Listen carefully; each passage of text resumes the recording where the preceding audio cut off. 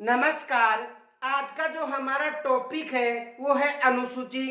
पीछे हमने 5वीं अनुसूची तक अध्ययन कर लिया था और आज हम 6वीं अनुसूची का अध्ययन करेंगे। तो देखो 6वीं अनुसूची,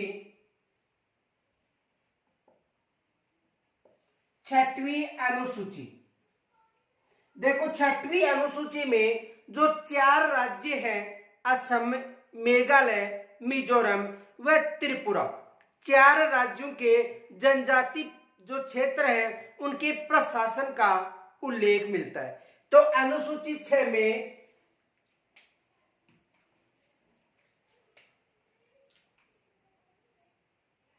असम, मेघालय, मिजोरम व त्रिपुरा।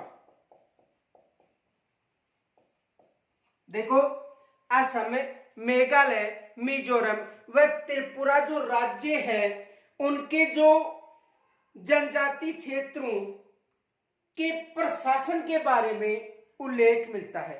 यानी असम, मेघालय, मिजोरम व त्रिपुरा राज्यों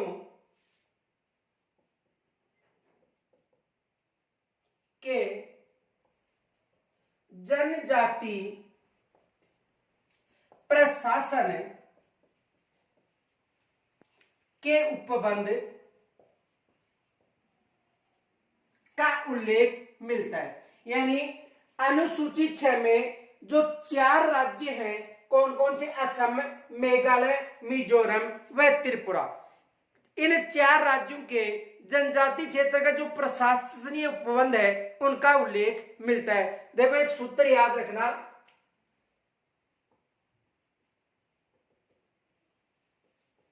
असम में मित्री।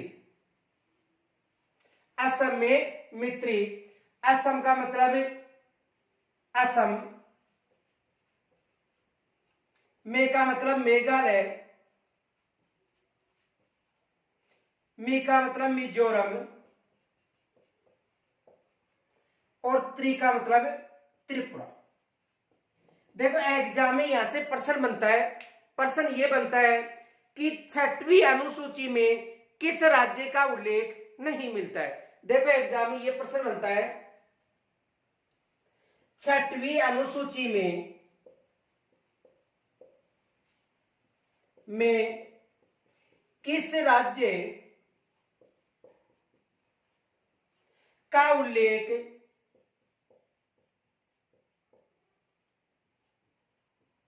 नहीं मिलता है। देखो एग्जाम में ये प्रश्न बनता है कि 6वीं अनुसूची में किस राज्य का उल्लेख नहीं मिलता है।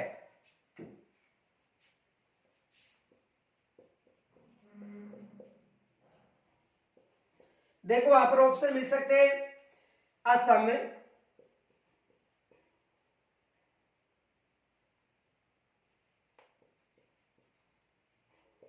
मेघालय,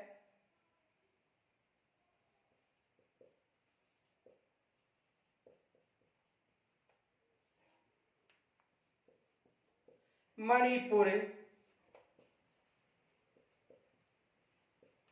और त्रिपुरा।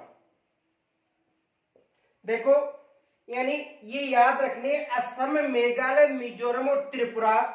देखो असम में मित्री है का मतलब असम, में का मतलब मेघालय, मी का मतलब मिजोरम, त्रि का मतलब त्रिपुरा। तो अनुसूची जो 6वीं अनुसूची में किस राज्य का उल्लेख नहीं मिलता है, एग्जाम में यहां से प्रश्न बन सकता है। तो देखो असम का उल्लेख मिलता है, मेघालय का मिलता है, मणिपुर का नहीं मिलता और त्रिपुरा का उल्लेख मिलता है। तो 6वीं अनुसूची में असम, मेघालय, मिजोरम और त्रिपुरा जो राज्य है उनके जनजाति प्रशासन का उपबंध का उल्लेख मिलता है।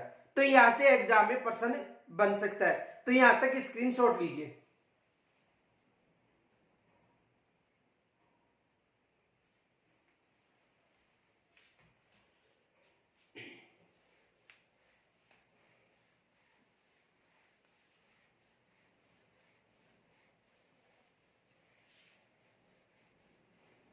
देखो जो सातवीं अनुसूची है,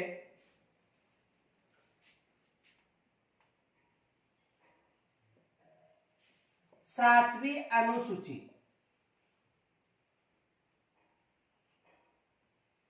सातवीं अनुसूची में जो अनुच्छेद 246 के तहत संघराज्य क्षेत्र, राज्य क्षेत्र व समवर्ती जो क्षेत्र है, यानी संघ सूची, राज्य सूची व समवर्ती सूची का जो उल्लेख है किस अनुसूची में मिलता है? अनुसूची 7 में। यानी अनुच्छेद 246 के अनुसार केंद्र व राज्यों के बीच शक्तियों का जो विभाजन का उल्लेख है वो किस अनुसूची में मिलता है? अनुसूची 7 में। देखो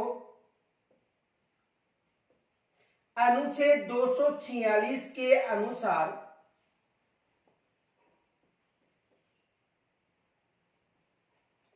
अनुच्छेद 246 के अनुसार जो राज्य क्षेत्र यानी संघ व जो राज्य क्षेत्र है उनमें जो शक्तियों का जो विभाजन है वो किस अनुसूची मिलता है?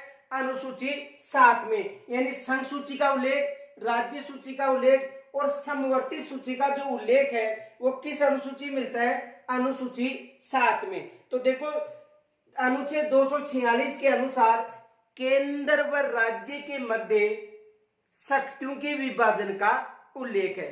यानी अनुच्छेद 246 के अनुसार केंद्र व राज्यों के मध्य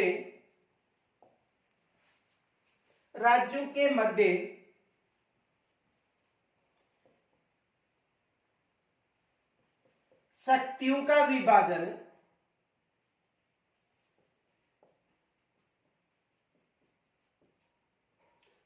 का विभाजन देखो संघ सूची, राज्य सूची व समवर्ती सूची का उल्लेख है।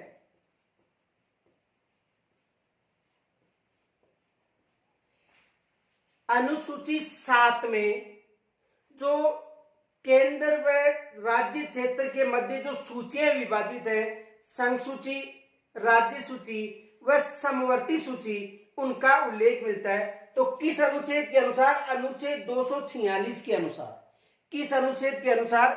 अनुच्छेद 246 के अनुसार केंद्र व राज्य के मध्य जो शक्तियों का जो विभाजन है वो किस अनुसूची मिलता है? अनुसूची 7 में मिलता है। देखो प्रारंभ में जो संघ सूची थी उसमें 97 विषय थे, जो राज्य सूची थी उसमें 66 विषय थे और जो समवर्ती सूची थी उनमें 47 विषय थे। देखो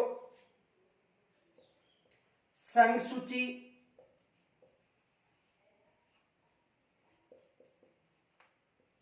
राज्य सूची और समवर्ती सूची।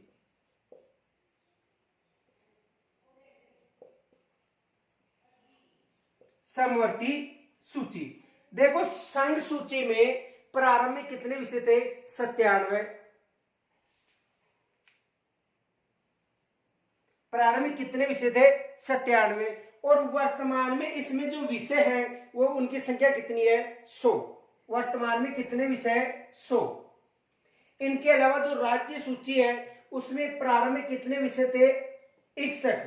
और वर्तमान में इसमें कितने विषय हो गए हैं? 66। और जो समवर्ती सूची है इसमें प्रारंभ में कितने विषय थे? 52। और वर्तमान में कितने विषय है? 47। एग्जाम में यहां से भी प्रश्न बन सकता है। देखो संघ सूची में प्रारंभ में कितने विषय थे? 97। वर्तमान में इसमें कितने विषय हो गए? 100 विषय हो गए। राज्य सूची में प्रारंभ में 61 विषय थे, वर्तमान में कितने विषय है? 66 विषय। और जो समवर्ती सूची है इसमें प्रारंभ में 52 विषय थे, वर्तमान में कितने विषय? 47 विषय। तो यहां से भी एग्जाम में प्रश्न बन सकता है कि संघ सूची में कितने विषय है? तो संघ सूची में वर्तमान में कितने विषय? 100। देखो संघ सूची में कानून बनाने का जो अधिकार होता है वो किसके पास होता है? संसद के पास। कानून कौन बनाती है? संसद। और इसमें जो राज्य की विधानसभाएं होती हैं उनके द्वारा कानून बनाया जाता है। राज्य सरकार के द्वारा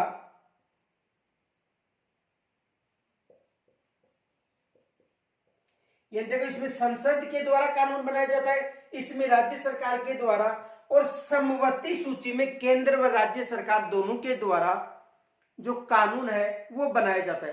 तो अनुसूची 7 में संघ सूची, राज्य सूची व समवर्ती सूची का उल्लेख मिलता है।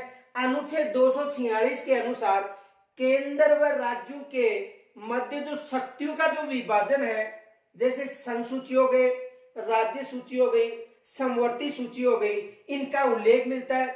संघ सूची में 97 विषय थे, वर्तमान में 100 विषय। राज्य सूची में 61 विषय थे, वर्तमान में 66 विषय। समवर्ती सूची में 52 विषय थे और वर्तमान में 47 विषय। तो यहां से भी एग्जाम में प्रश्न बन सकता है। देखो प्रश्न क्या बन सकता है, यहां तक स्क्रीन शॉट लीजिए पहले।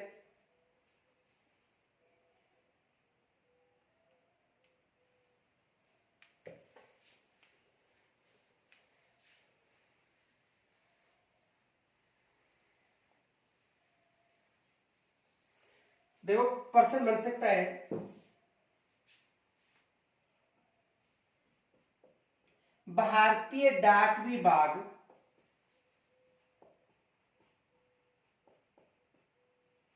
का उल्लेख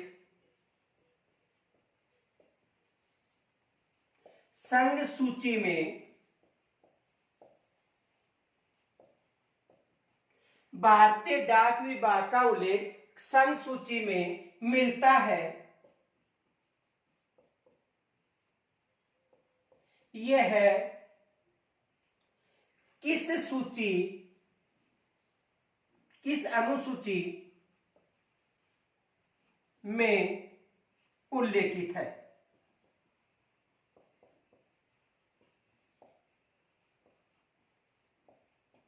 यह किस अनुसूची में उल्लेखित है, यानी भारतीय डाक विभाग का उल्लेख संघ सूची में मिलता है, यह किस अनुसूची में उल्लेखित है? तो कौन सी अनुसूची है?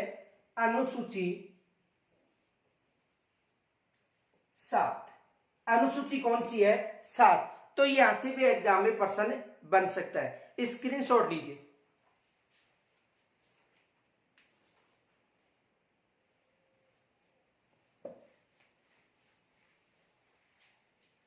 अनुसूची 8,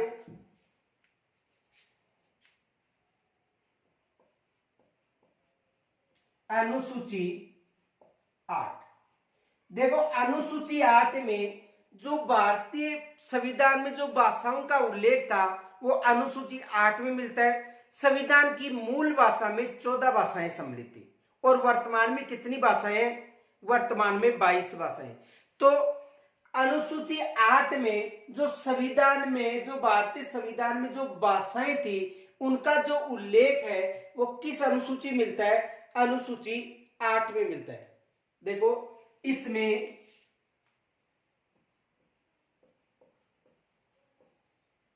भारतीय संविधान में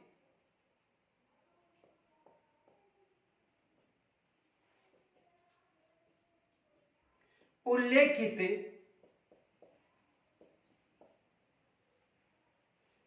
भाषाओं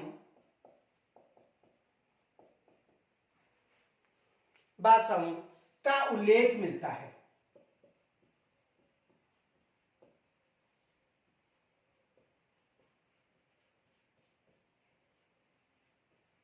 यानी इसमें भारतीय संविधान में जो उल्लेखित जो भाषाएं हैं उनका जो उल्लेख है वो किस अनुसूची में मिलता है?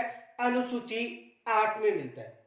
इनके अलावा देखो जो संविधान निर्माण के समय जो भाषा थी वो 14 थी, लेकिन वर्तमान में कितनी भाषाएं हैं? 22। देखो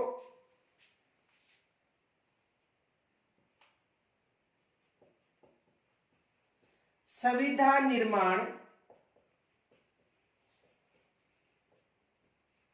के समय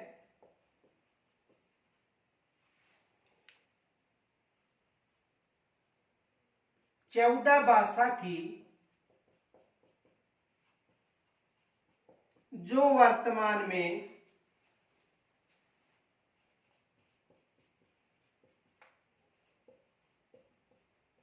22 भाषाएं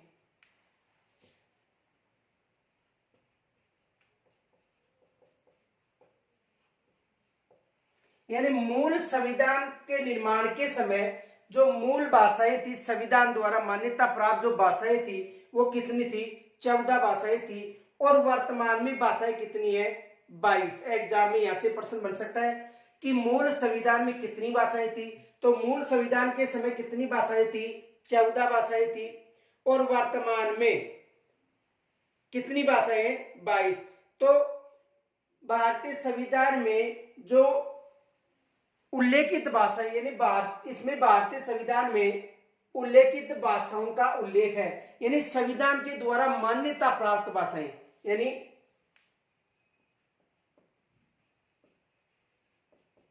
संविधान द्वारा मान्यता प्राप्त भाषाएं किस अनुसूची में उल्लेखित है? अनुसूची 8 में। तो इसमें भारतीय संविधान में उल्लेखित भाषाओं का उल्लेख मिलता है। संविधान निर्माण के समय 14 भाषाओं को मान्यता दी गई थी, वर्तमान में 22 भाषाओं को मान्यता दी गई है। यानी संविधान निर्माण के समय 14 भाषाओं को मान्यता प्राप्त थी और वर्तमान में भारतीय संविधान में जो 22 भाषाएं हैं उनको मान्यता मिली हुई है। तो वर्तमान में कितनी भाषाओं को मान्यता मिली हुई है? 22 भाषाओं को। और जब संविधान निर्माण के समय की बात करें तो उस समय कितनी भाषाओं को मान्यता मिली हुई थी? 14 भाषाओं को मान्यता मिली हुई थी। देखो 14 कौन कौन सी भाषाएं हैं? हिंदी, संस्कृत,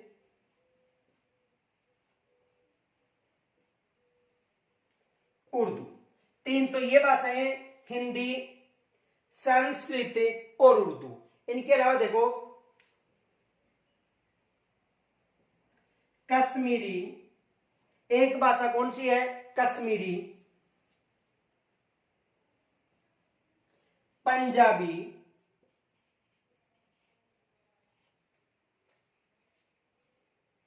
गुजराती,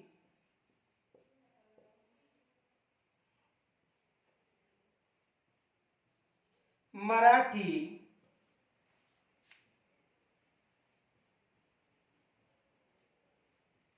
कन्नड़,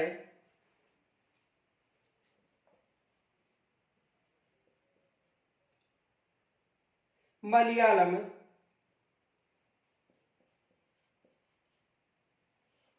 देखो हिंदी, संस्कृत, उर्दू, कश्मीरी, पंजाबी, गुजराती, मराठी, कन्नड़, मलयालम,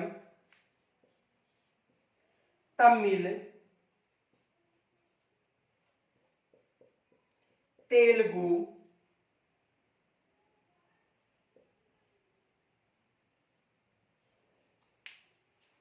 मलयालम, तमिल, तेलुगु, उड़िया,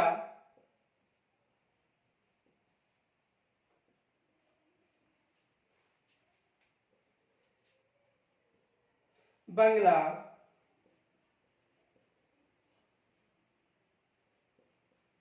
और असमिया। कौन कौन सी भाषाएं थी? देखो हिंदी, संस्कृत, उर्दू, कश्मीरी, पंजाबी, गुजराती, मराठी, कन्नड़, मलयालम, तमिल, तेलुगु, उड़िया और बंगला भाषा। इनके साथ साथ कौन सी भाषा थी? असमिया भाषा। तो मूल संविधान में कितनी भाषाएं थी? 14 भाषाएं थी। मूल संविधान में कितनी भाषाएं थी? 14 भाषाएं थी। कौन कौन सी थी? हिंदी थी, संस्कृत थी, उर्दू थी, कश्मीरी थी, पंजाबी थी, गुजराती थी, मराठी थी, कन्नड़ थी, मलयालम थी, तमिल थी, तेलुगु थी, उड़िया थी, बंगला थी और असमिया। मूल संविधान में 14 भाषाएं थी। तो इनसे संबंधित को प्रश्न बन सकता है। यहां तक स्क्रीनशॉट लीजिए पहले।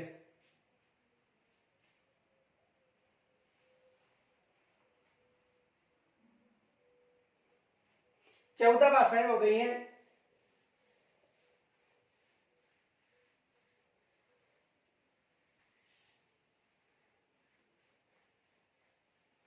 देखो जो 15वीं भाषा है वो 15वीं भाषा कौन सी थी? सिंधी भाषा।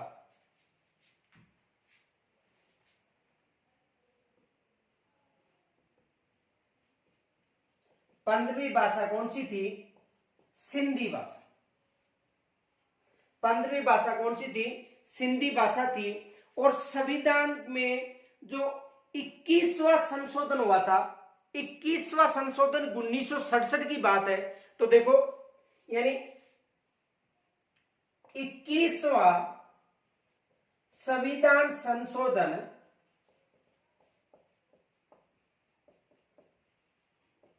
कब हुआ था? 1967 में। तो 21वां संविधान संशोधन में सिंधी को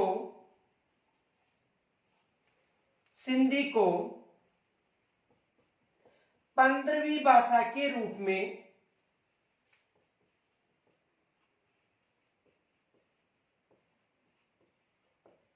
संविधान में मान्यता दी गई थी।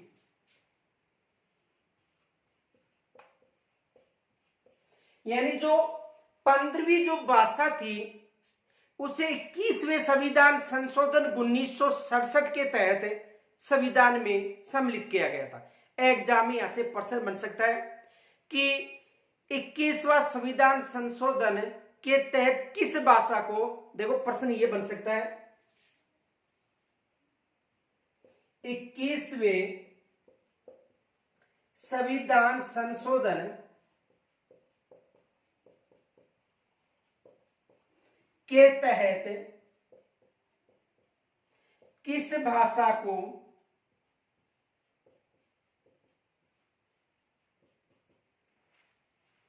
संविधान में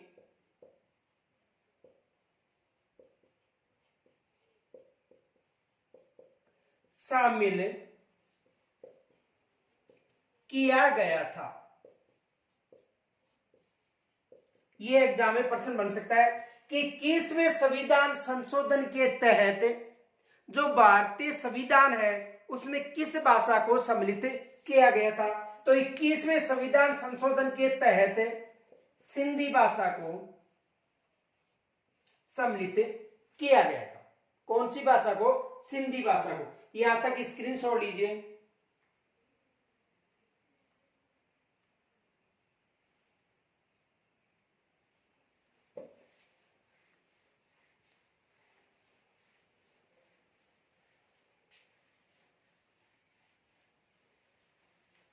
अब देखो संविधान में जो 71वां संविधान संशोधन हुआ था 1992, तो देखो 71वें संविधान संशोधन और कब हुआ था? 1992 में। 71वें संविधान संशोधन 1992 के तहत 3 भाषाओं को सम्मिलित किया गया था। कौन कौन सी? देखो कोंकण,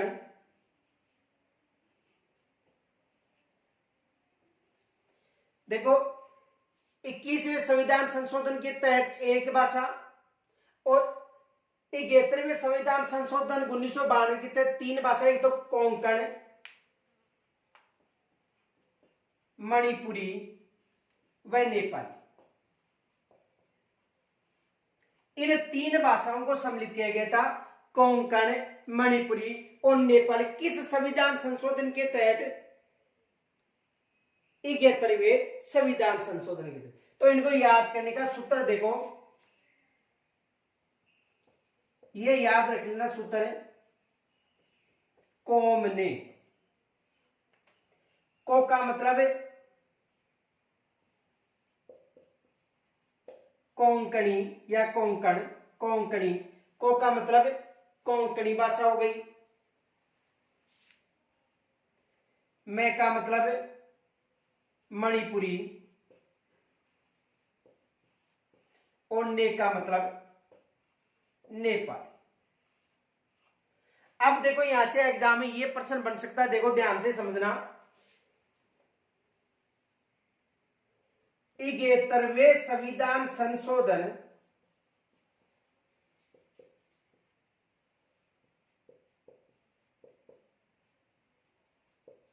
के तहत किस भाषा को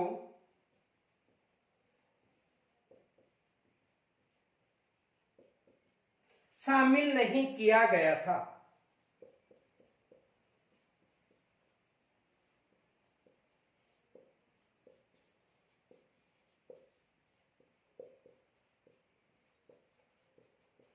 यानी 71वें संविधान संशोधन के तहत किस भाषा को शामिल नहीं किया गया था संविधान में?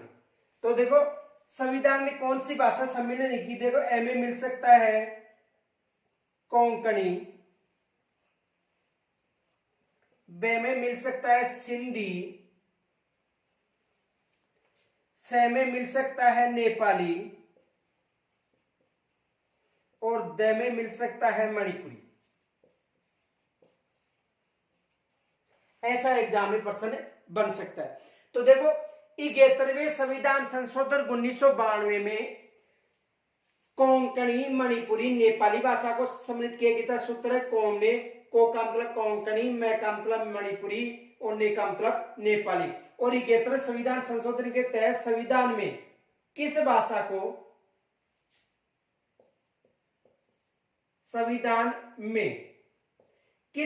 को शामिल नहीं किया गया था? तो देखो कोंकणी को किया गया था, नेपाली को किया गया था, मणिपुरी को किया गया था और सिंधी को 15वें संविधान संशोधन के तहत शामिल किया गया था। तो यहां से एग्जाम में प्रश्न बन सकता है। यहां तक स्क्रीनशॉट लीजिए।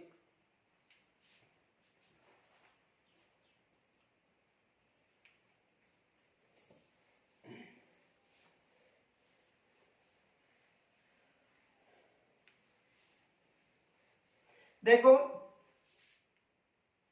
जो 92वां संविधान संशोधन था 2003 में हुआ था, उसमें 4 भाषाओं को सम्मिलित किया गया। देखो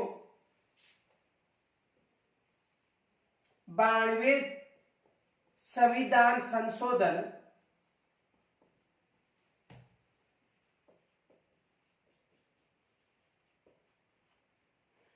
2003, 92वें संविधान संशोधन कब हुआ था?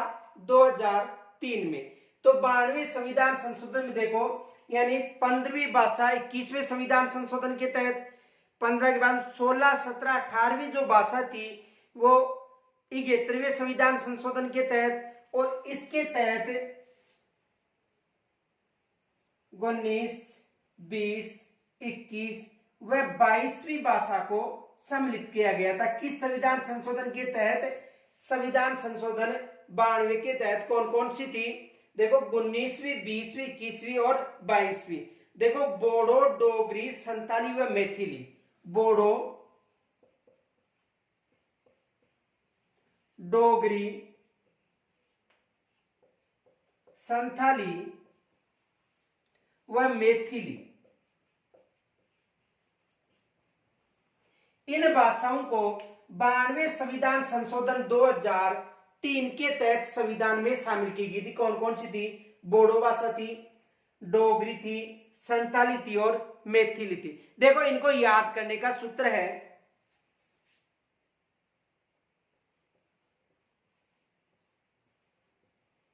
बूढ़ी डोगरी की थाली में मेथी। ये सूत्र है बूढ़ी डोगरी की थाली में मेथी। ये याद रखना सूत्र है। बूढ़ी का मतलब बोडो, डोगरी का मतलब डोगरी,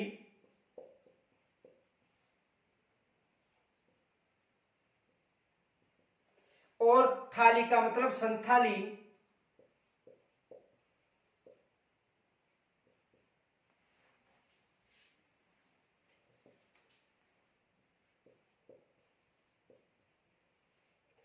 और मेथी का मतलब मैथिली।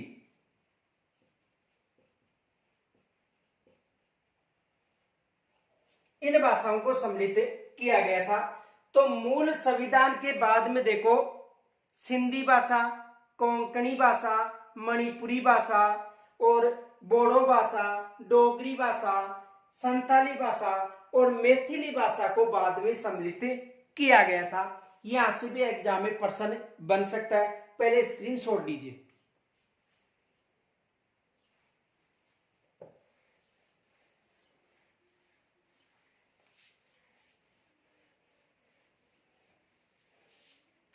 देखो प्रश्न ये बन सकता है,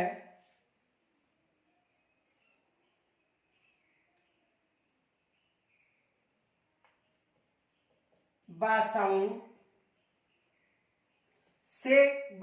से संबंधित,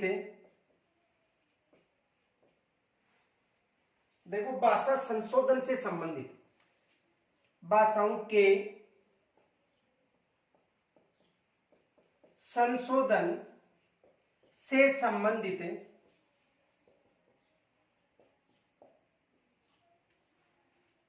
कौन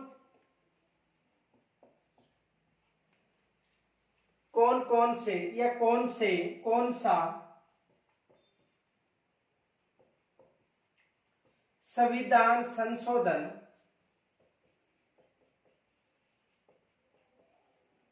नहीं है। यानी भाषाओं के संशोधन से संबंधित कौन सा संविधान संशोधन नहीं है। देखो 21वां संविधान संशोधन, ब में है 71वां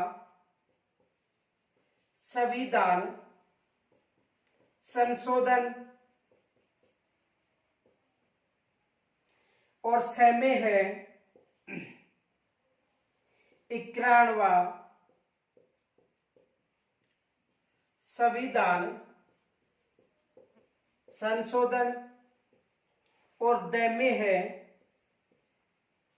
99वां संविधान संशोधन। तो कौन सा संविधान संशोधन भाषाओं से संबंधित नहीं है? 99वां संविधान संशोधन भाषाओं से संबंधित नहीं है, न्यायपालिका से संबंधित ये संविधान संशोधन था। तो 21वें संविधान संशोधन में सिंधी को शामिल किया गया था, 71वें संविधान में कोंकण में नेपाली मणिपुरी को, और जो 91वें संविधान संशोधन था उसमें बोडो, डोगरी, संथाली व मैथिली को शामिल किया गया था। तो अनुसूची 8 से संबंधित ये प्रश्न बन सकते हैं, स्क्रीनशॉट लीजिए।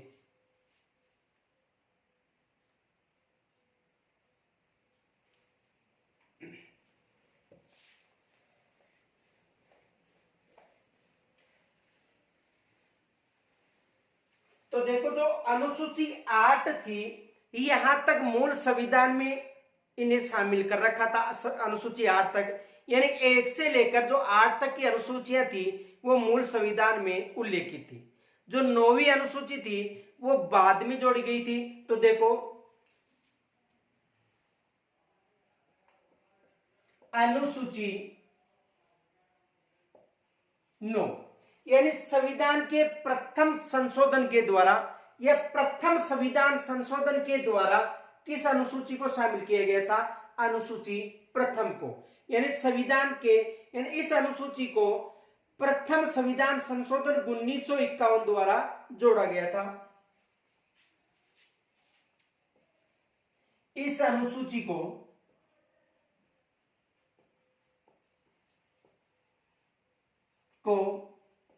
संविधान के प्रथम संविधान यानी इस अनुसूची को संविधान के प्रथम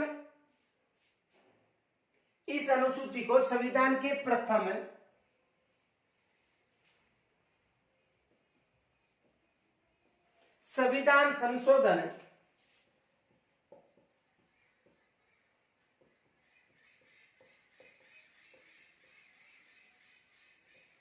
1951 के तहत जोड़ा गया था।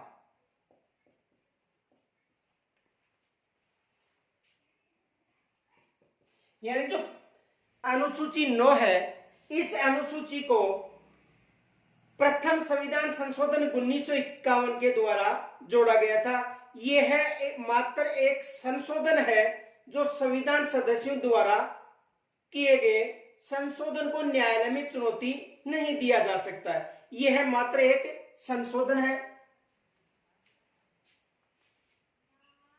यह है मात्र एक संशोधन है। यानी यह मात्र एक संशोधन है जो संविधान सदस्यों द्वारा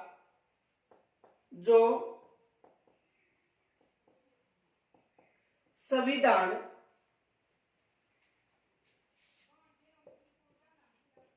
सदस्यों के द्वारा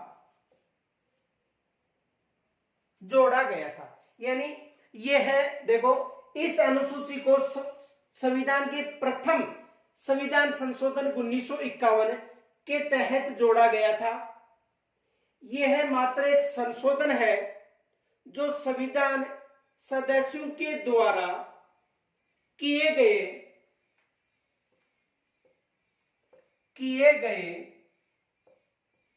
संशोधनों, यानी संविधान सदस्यों के द्वारा किए गए संशोधन को न्यायालय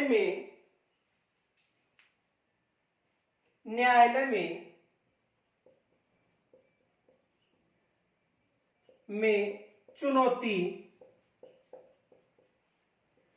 नहीं दी जा सकती है। यानी जो अनुसूची 9 है, इसमें उन विषयों को शामिल कर रखा है जिनको संविधान में चुनौती नहीं दी जा सकती है। देखो, अनुसूची 9 में प्रथम संविधान संशोधन के द्वारा इस अनुसूची में विषय जोड़े गए थे और इसमें वो विषय जोड़े गए हैं जिनको न्यायालय के द्वारा चुनौती नहीं दी जा सकती है, जैसे भूमि सुधार संबंधी अधिनियम, संपत्ति का अधिकरण या वाद योग्य कानून संबंधी जो उल्लेख है वो किस अनुसूची मिलते हैं? अनुसूची 9 में। तो इसमें देखो, तो भूमि संबंधी जो सुधार अधिनियम है,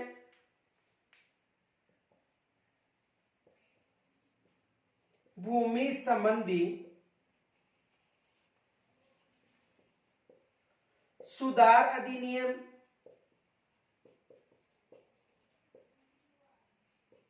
एक तो भूमि संबंधी सुधार अधिनियम भी किस अनुसूची में शामिल किया गया है? अनुसूची 9 में। इनके अलावा संपत्ति का अधिकरण,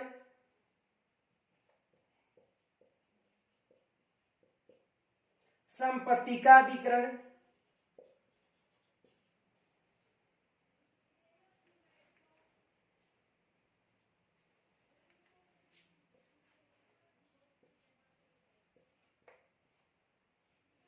संपत्ति संबंधी जो अधिकरण है वो भी किस अनुसूची में? अनुसूची 9 में। और इनके अलावा अवाद योग्य कानून संबंधी उल्लेख, अवाद योग्य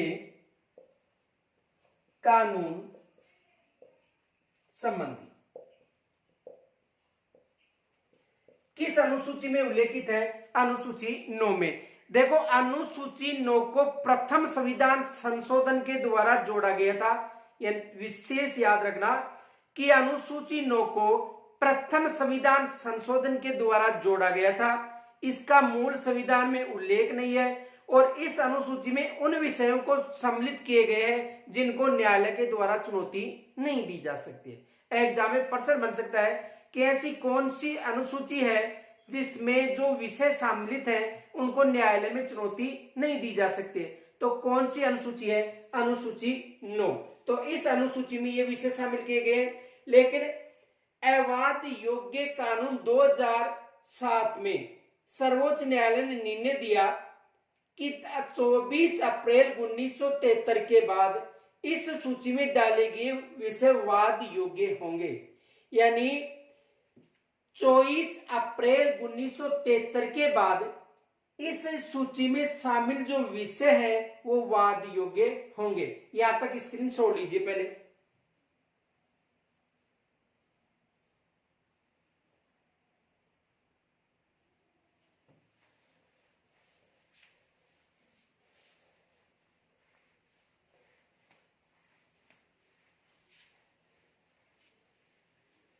देखो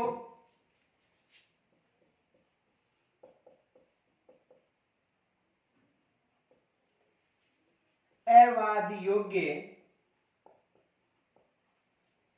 यानी देखो अनुसूची 9 में अवाद योग्य कानून कब बनाया था? 2007। यानी इस अवाद योग्य कानून 2007 में जो सर्वोच्च न्यायालय उन्होंने यह निर्णय दिया था कि 24 अप्रैल के बाद 24 अप्रैल 1973 के बाद में जो भी विषय इसमें सम्मिलित किए गए हैं वो वाद योग्य रहेंगे। तो अवाद योग्य कानून 2007 में सर्वोच्च न्यायालय ने निर्णय दिया सर्वोच्च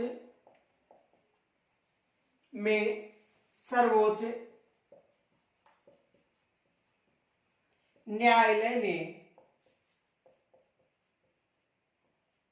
ने निर्णय दिया कि 24 अप्रैल कब की बात है?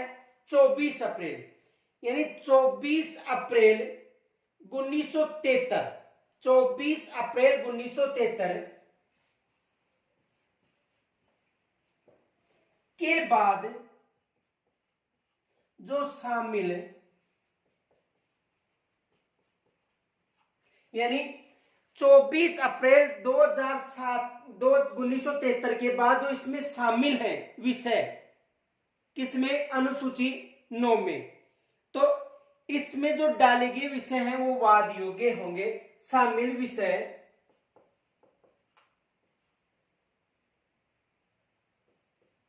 जो इस अनुसूची में है वाद योग्य होंगे।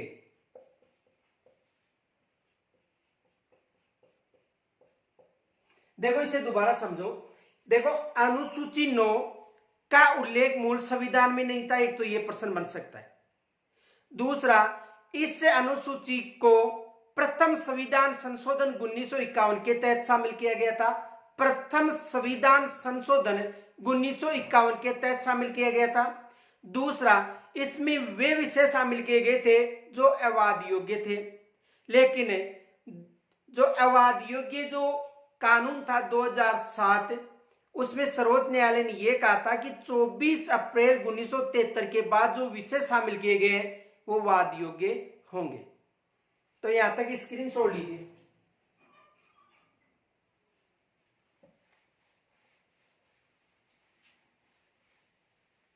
अनुसूची 10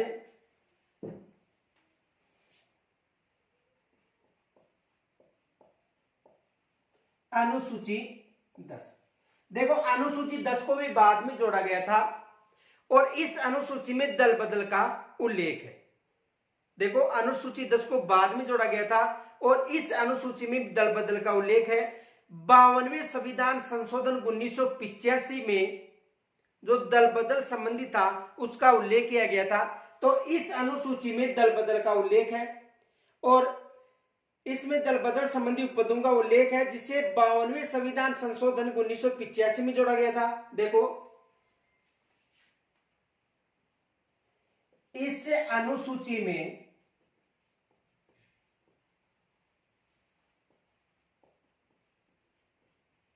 दल बदल का उल्लेख है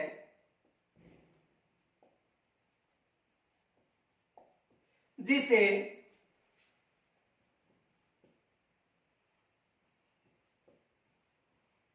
52वें संविधान संशोधन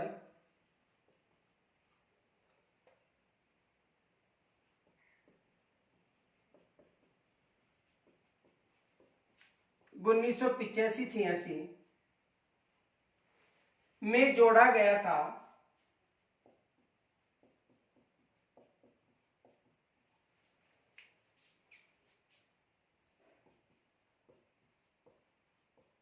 देखो इस अनुसूची को दल बदल, इस अनुसूची में दल बदल का उल्लेख है। 52वें संविधान संशोधन 1985-86 में इस अनुसूची को जोड़ा गया था। इसके अंतर्गत व्यक्तिगत दल बदल पर प्रतिबंध है, न कि सामूहिक दल बदल पर प्रतिबंध है। यानी देखो ये फैक्ट याद रखना, नोट, इसमें व्यक्तिगत दल बदल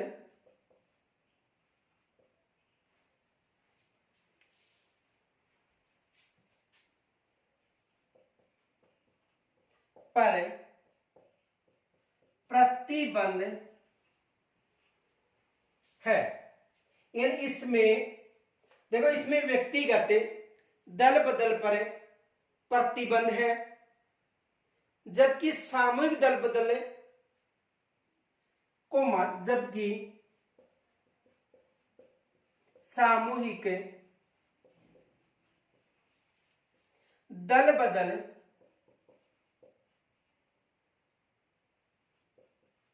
मान्य है। यानी सामूहिक दल बदल मान्य है, लेकिन व्यक्तिगत दल बदल पर प्रतिबंध है। और इसका जो अंतिम निर्णय, दल बदल का अंतिम निर्णय लोकसभा अध्यक्ष और विधानसभा अध्यक्ष के द्वारा किया जाता है। देखो इसका अंतिम निर्णय लोकसभा अध्यक्ष व राज्य में विधानसभा अध्यक्ष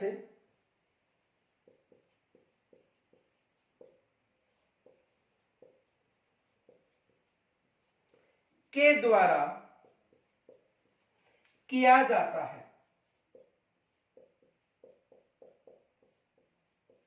देखो इसे समझो, यानी जो अनुसूची 10 है इसमें दल बदल संबंधी उल्लेख है।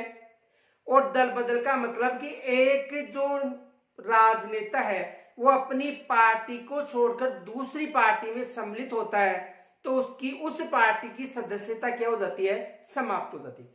जैसे मानो कि एक नेता है वो भारतीय जनता पार्टी या कांग्रेस को छोड़कर अन्य पार्टी यानी भारतीय जनता पार्टी को छोड़कर कांग्रेस में शामिल हो जाता है, या कांग्रेस पार्टी को छोड़कर भारतीय जनता पार्टी या अन्य पार्टी में सम्मिलित हो जाता है, तो वो दल बदल कहलाता है। इसका अंतिम निर्णय संसद में लोकसभा के अध्यक्ष यानी स्पीकर के द्वारा किया जाता है, लोकसभा अध्यक्ष या स्पीकर। और राज्यों की जो विधानसभा का अध्यक्ष होता है वो इसका अंतिम निर्णय करता है। लेकिन यदि एक दल, सामूहिक दल यदि दल बदल करता है तो उसकी सदस्यता समाप्त नहीं होती है। दोबारा समझो, अनुसूची 10 में दल बदल संबंधी उल्लेख है। 52वें संविधान संशोधन 1985 के द्वारा इसको जोड़ा गया था।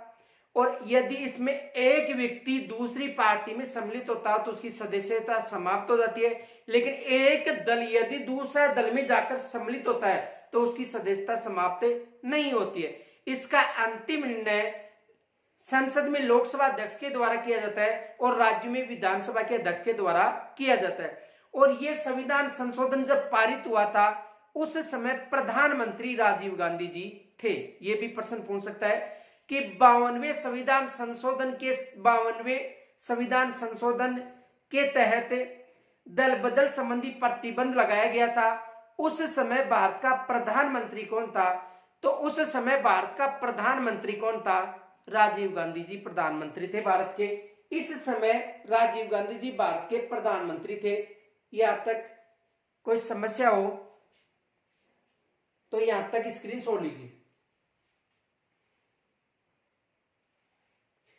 तो ये विशेष याद रखना कि 52वें संविधान संशोधन के तहत भारत के जो प्रधानमंत्री थे वो कौन थे? राजीव गांधी जी भारत के प्रधानमंत्री थे। एग्जाम में प्रश्न बन सकता है कि दल बदल प्रतिबंध जब लगाया गया था संविधान में, या जब दल बदल संबंधी या 52वें संविधान संशोधन के समय भारत के प्रधानमंत्री कौन थे? तो राजीव गांधी भारत के प्रधानमंत्री जी, श्री राजीव गांधी जी भारत के प्रधानमंत्री थे। देखो अनुसूची 11, अनुसूची 11 और अनुसूची 11 पंचायती राज से संबंधित है, यानी इसमें पंचायत राज की जो 29 विषय है उनको सम्मिलित किया है। तो देखो इस अनुसूची में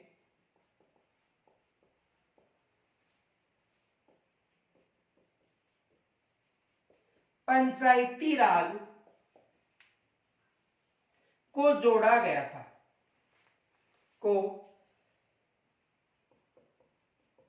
जोड़ा गया था, यानी अनुसूची 11 में पंचायती राज का उल्लेख है। और पंचायती राज संबंधी जो विषय है वो कितने हैं? 29 विषय।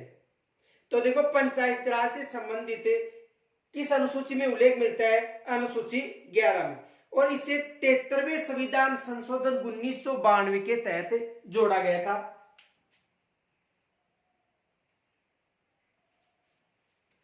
73वां संविधान संशोधन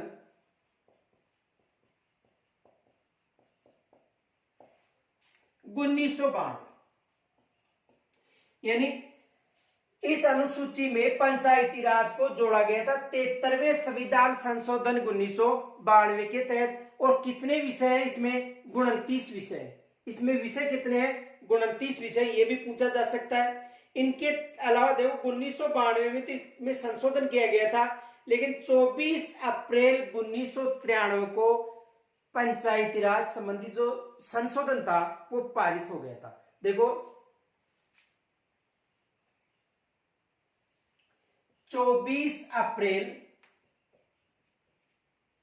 1993 में संशोधन पारित हो गया था।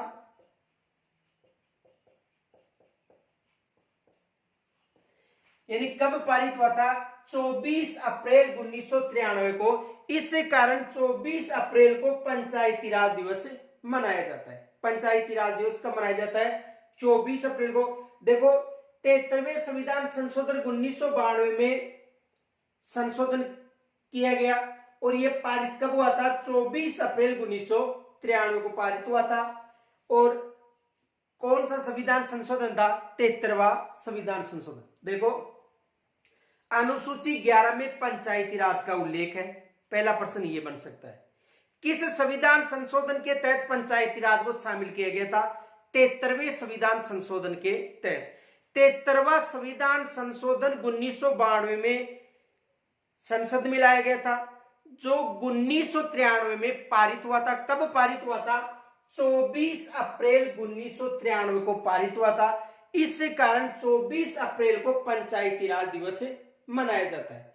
और 23 अप्रैल 1994 को राजस्थान में लागू हुआ था। राजस्थान में कब लागू हुआ था? 23 अप्रैल 1994 में लागू। यानी राजस्थान में कब लागू हुआ था? 23 अप्रैल 1994 में। 24 अप्रैल 1993 में भारत में भारतीय संविधान में पारित हुआ गया था। और इसमें कितने विषय हैं? 29 विषय शामिल। कितने विषय शामिल है? 29 विषय इसमें शामिल है। एक बार दोबारा समझो। देखो 11वीं अनुसूची पंचायती राज से संबंधित है। 73वें संविधान संशोधन 1992 को संसद में पंचायत समिति विधेयक पेश हुआ था, जो 24 अप्रैल 1993 को पारित हुआ था। और 24 अप्रैल को पंचायती राज दिवस मनाया जाता है। राजस्थान में 23 अप्रैल 1994 को लागू हुआ था। और पंचायती राज जो अनुसूची है इसमें 29 विषय। और यदि भाग की बात करें तो भाग कौन सा है, भाग है 9।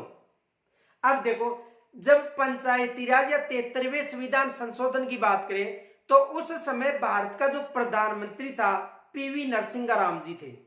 यानी भारत का प्रधानमंत्री कौन था, पीवी नरसिंह राव। तो देखो, जो अनुसूची 10 की बात करें तो उस समय प्रधानमंत्री श्री राजीव गांधी जी थे, और अनुसूची 11 के समय भारत के प्रधानमंत्री श्री पीवी नरसिंह राव जी थे। तो यहां तक स्क्रीनशॉट ले लो।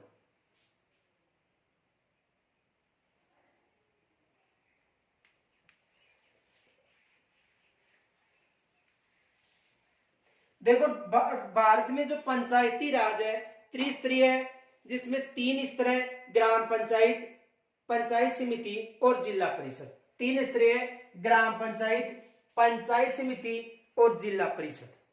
त्रिस्तरीय कौन कौन से, ग्राम पंचायत, पंचायत समिति और जिला परिषद। तो यहां से भी प्रश्न बन सकता है। इसकी जो संपूर्ण डिटेल है वो हम पंचायती राज के टॉपिक में करेंगे। तो अनुसूची जो 11 है पंचायती राज संबंधी, इसका इसमें उल्लेख मिलता है। 73वें संविधान संशोधन में इसका उल्लेख प्रश्न बन सकता है कि 73वें संविधान संशोधन का संबंध किस अनुसूची से है। तो 73वें संविधान संशोधन का संबंध किस अनुसूची से, अनुसूची 11 से। और यदि प्रश्न पूछ ले कि 52वें संविधान संशोधन का संबंध किस अनुसूची से, तो 52वें संविधान संशोधन का उल्लेख अनुसूची 10 से। देखो, अनुसूची 12,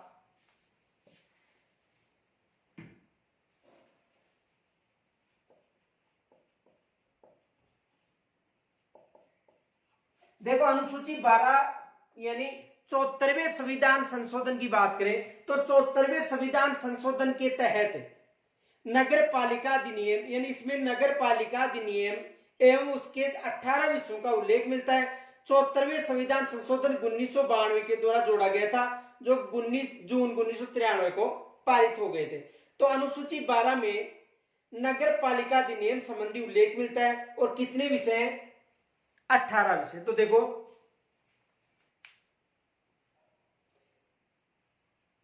इस अनुसूची में 18 विषय हैं। कितने विषय, 18। और यदि पंचायती राज संबंधी बात करें तो उसमें कितने विषय शामिल थे, 29। यहां पर एग्जाम में प्रश्न बनता है कि अनुसूची 11 में 29 विषय थे और इस अनुसूची में कितने विषय, 18 विषय।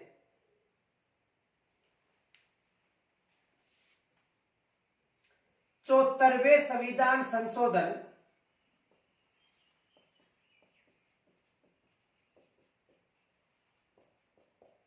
1992 में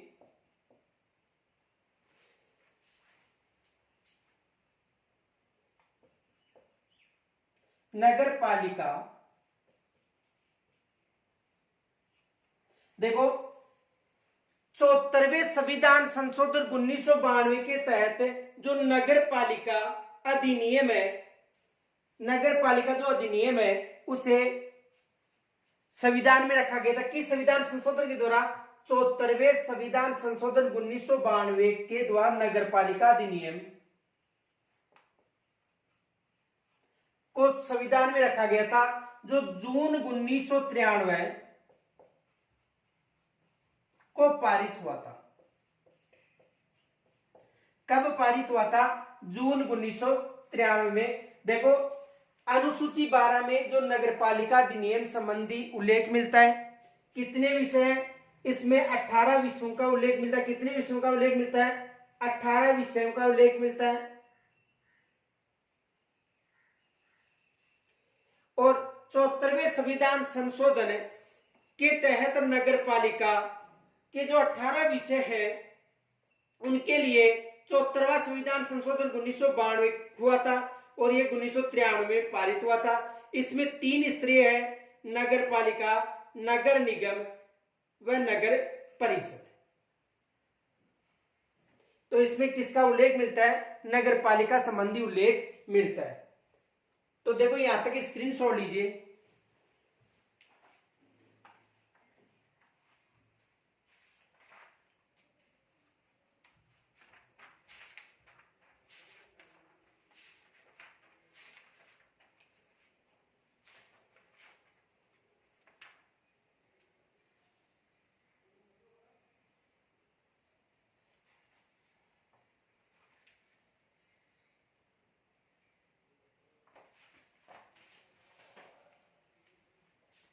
देखो यहां से प्रश्न बन सकता है,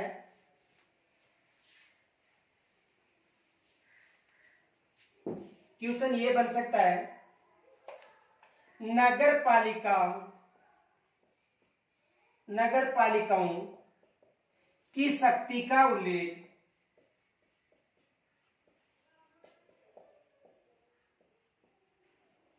किस अनुसूची में मिलता है?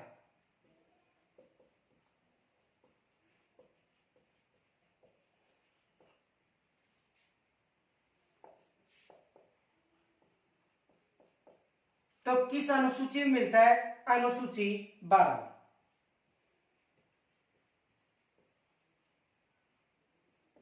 अनुसूची 12 में ये नगर पालिका संबंधी जो शक्तियों का उल्लेख है अनुसूची 12 में। या दूसरा प्रश्न ये बन सकता है, देखो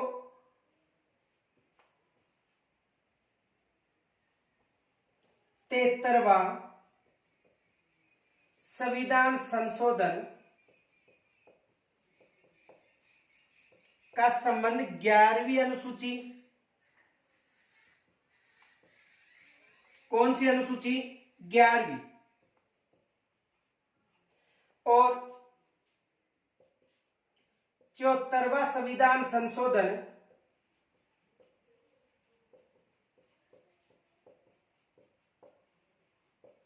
कौन सी अनुसूची? 12वीं अनुसूची। ये विशेष याद रखना, यहां से एग्जाम में प्रश्न बन सकता है। और इन संविधान संशोधन, दोनों संविधान संशोधन, 73वें संविधान संशोधन और 74वें संविधान संशोधन के समय प्रधानमंत्री कौन थे? पीवी नरसिंह राव जी प्रधानमंत्री थे। और 52वें संविधान संशोधन के समय प्रधानमंत्री कौन थे? श्री राजीव गांधी जी प्रधानमंत्री थे।